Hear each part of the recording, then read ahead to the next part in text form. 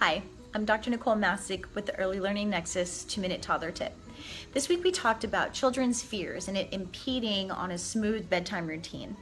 So I have two suggestions.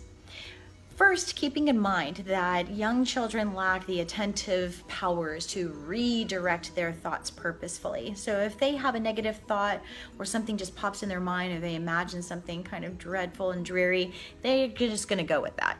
Okay. And then second of all, they have a hard time differentiating between fantasy and reality. Remember, they still believe in pretty fantastical things. So my suggestion is that you are very purposeful in having them understand through discussion or activities the difference between real dangers and imagined dangers. And you can do this in two ways.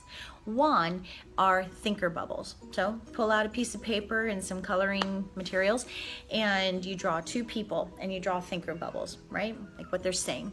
And say they're afraid of the dark. Okay, well, what do you think is going to happen in the dark? And then draw that out.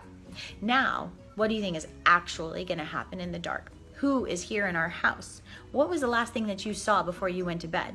Mom, dad, food, the dog, the bathroom, my toothbrush, all of those things. Those are the last things that we see before we go into bedtime, right? So have your imaginary bubbles, your thinker bubbles, right? Your worry bubbles or your thinker bubbles. Second of all, you can role play. Today at Circle Time, I had a baby doll that couldn't sleep, and so they said they were afraid of noises coming from the walls. Well, I pull out a mouse, and it's a mouse who's trying to build a house in the walls, and so we can't have that. It's distracting and keeping us awake, so let's make you a birdhouse, and then you actually make it the next day.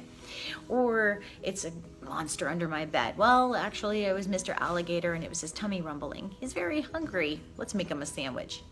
So you're validating their emotions, right? But you are not validating the fear. You're taking the scariness out of their fear in a gamified kind of way. You don't want to just push it to the side.